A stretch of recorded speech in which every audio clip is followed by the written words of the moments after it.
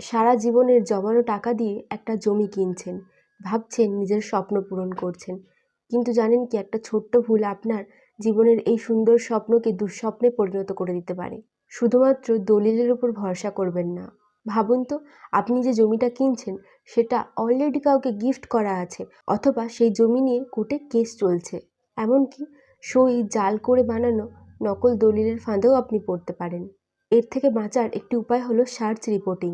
জমিটি কেনার আগে একজন উকিলকে দিয়ে জমিটির ৩০ বছরের কি ইতিহাস আছে সেটা যাচাই করান। দেখুন জমিটির মালিক এর আগে কে কে ছিল এবং জমিটির বর্তমান মালিক কে। এছাড়াও এই মুহূর্তে জমিটি কোথাও বন্ধক রাখা আছে কিনা সেটাও দেখতে পারেন। আর পৈতৃক সম্পত্তি হলে আরও কিন্তু সতর্ক হন। দেখে নিন সমস্ত অংশীদারি যারা আছে তারা এই বিক্রিতে সহমত কিনা। একজনের সই জাল হলে কিন্তু আপনার পুরো টাকাটাই জলে যাবে। এরকম আরও লিগ্যাল আপডেটস পেতে অবশ্যই আমাকে ফলো করবেন। মনে রাখবেন, নিজের অধিকার নিজে জানুন, আপনার জন্যই তৈরি এই কানুন।